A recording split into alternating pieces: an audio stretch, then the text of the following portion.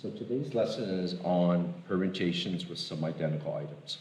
So sometimes we have words or objects that may have identical items. And one of the things, say for example, if we had A, B, C, D as our four letters that we're going to arrange.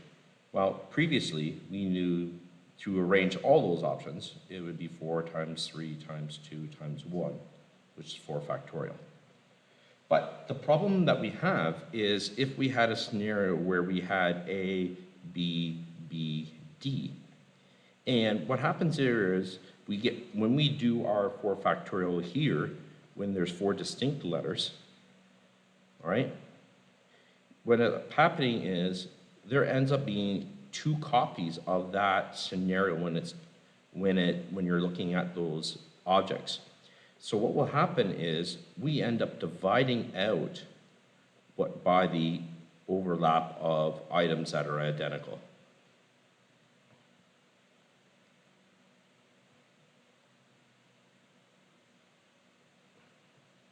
So we're going to divide those out. We're going to divide out those identical items. But the same thinking has to go into place.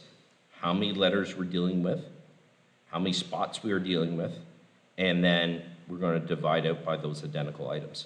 And that's what this formula means, is for every identical item, we want to divide out by the number of items that are contained in that situation.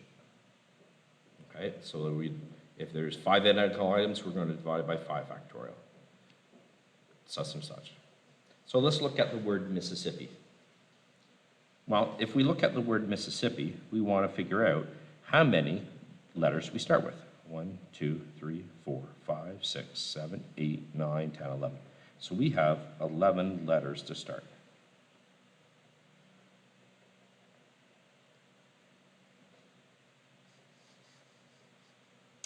And then we look at how many letters that are occurring more than once. So if I look at the S's, there's 1, 2, 3, 4 S's. We have 1, 2, 3, 4 I's. And we have 2 P's. So when we are finding how many ways to arrange, well, that's going to be 11 factorial, which is the total, divided by 4 factorial, 4 factorial, and 2 factorial, based on the number of items, common items we have.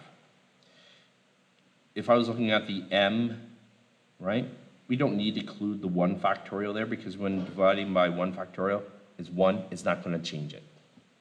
The question is, what does this look like in our calculator? So if I got my calculator here, the hardest part is we're dividing by all those outcomes. So when we put this in our calculator, I'm going to divide by the whole thing. So I'm going to keep dividing by that to get that answer. And that's something I want you to try on your own to know how to put that in your calculator. And there's different ways of putting things in our calculator. We can put it in like that, or you can put a bracket around it and go 4 factorial times 4 factorial times 2 factorial, close the bracket, you end up getting the same answer. So you have to watch the input. You gotta watch how you input these numbers in. But that is as simple as that. So when we have some identical items, we can give it that. Question 2.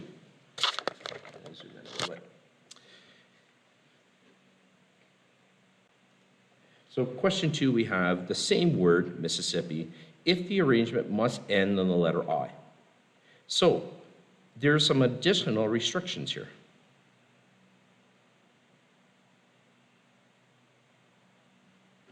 So we have to deal with those restrictions first. So I've got 11 letters. So there's 11 spots, but we know that The letter I has to be in that spot. Let's put I down here. So there's only one way of putting I in that one spot. And then we look at, well, what else do we have? Well, we have 10 more letters. We have 4 S's. We have 2 P's. The question now is, how many I's do we have? Well, we've already used 1 I. That means there has to be 3 I's that are left over. And then we can use that pathway of some identical items. So 10 total, divided by that, divided by that, divided by that. Okay? So I'm going to hit pause. I want you to hit pause as well, and I want you to go to calculator, and then you can check the answer with me.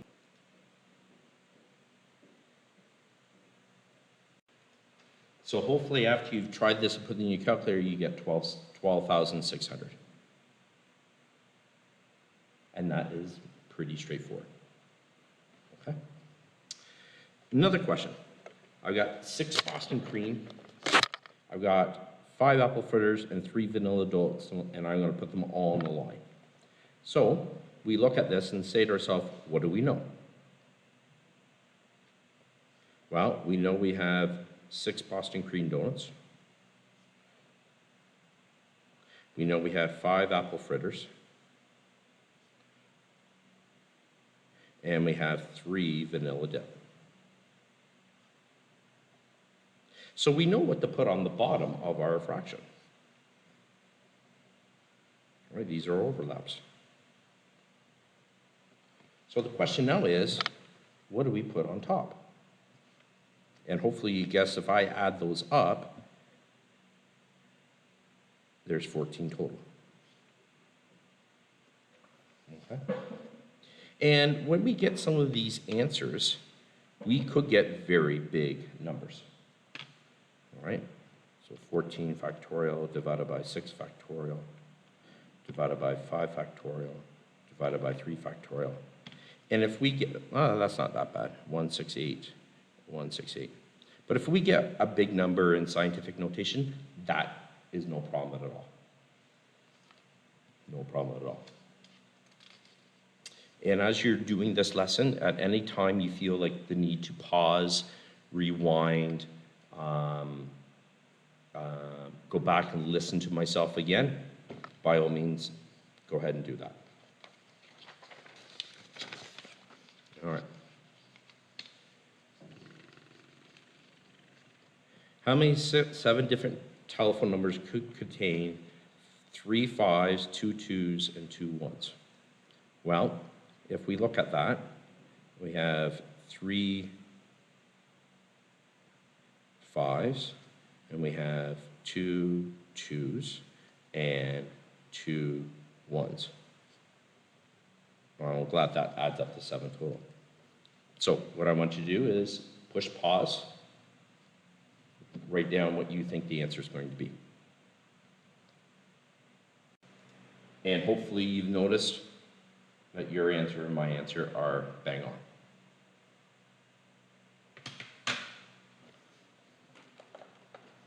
All right. Another question here. How many different 6-digit numerals can be written using the following 7 digits? Huh, interesting. So let's look at that. I need 6 spots. So I'm going to have 1, 2, 3, 4, 5, 6. But here's the thing. Our normal one would be like this. All right? So this is actually the total. So in this case, that's 7p6. This is going to be the top part of our fraction. The bottom part of our fraction is the leftovers. So I have 2 3s, I have 3 4s, I got 1 5, and 1 6. So our fraction is going to be 7p6 divided by 2 factorial, 3 factorial. And you could put the 1 factorial there as well, but it's not necessary. So 7p6 divided by 3 factorial divided by 2 factorial, 420. Okay? So our total comes from our normal counting. That's our normal counting. All right, last question. So we have 12 players. And what we have here is we have 4 triple rooms.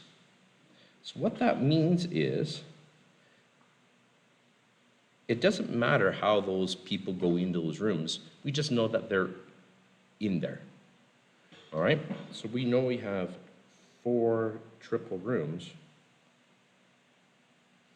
So it's kind of like saying that we have,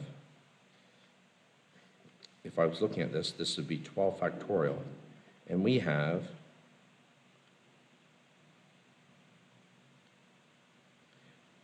here we have 4 outcomes that are overlapping. All right, 3 factorial divided by 3 factorial. So we have 4 of those. And that's why we're going to be doing that. No.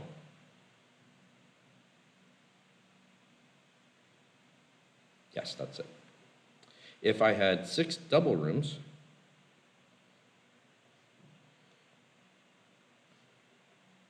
it would be, there should be 6 of these.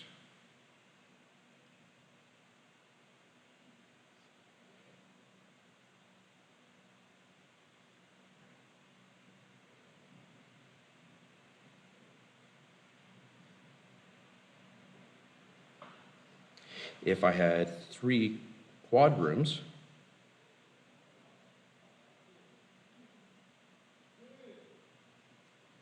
that's what we're looking at, 3 of the quad 4s. So this is your 4. Okay?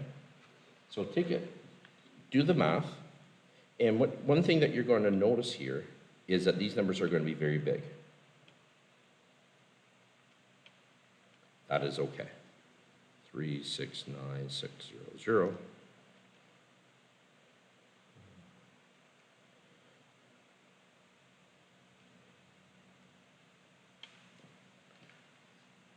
Seven, 4, 8, 4, 4, 0, 0. I'll move that over. And 12 factorial divided by 4 factorial divided by 4 factorial divided by 4 factorial. 3, 4, 6, 5, 0. Okay? So, when solving problems, arranging some identical items, determine if there's any identical items, determine if there's any restrictions. All right, so you got to figure out how many restrictions you have moving forward, and then determine the arrangement from that. So your identical items always get divided out at the end. All right, and you're ready for the practice.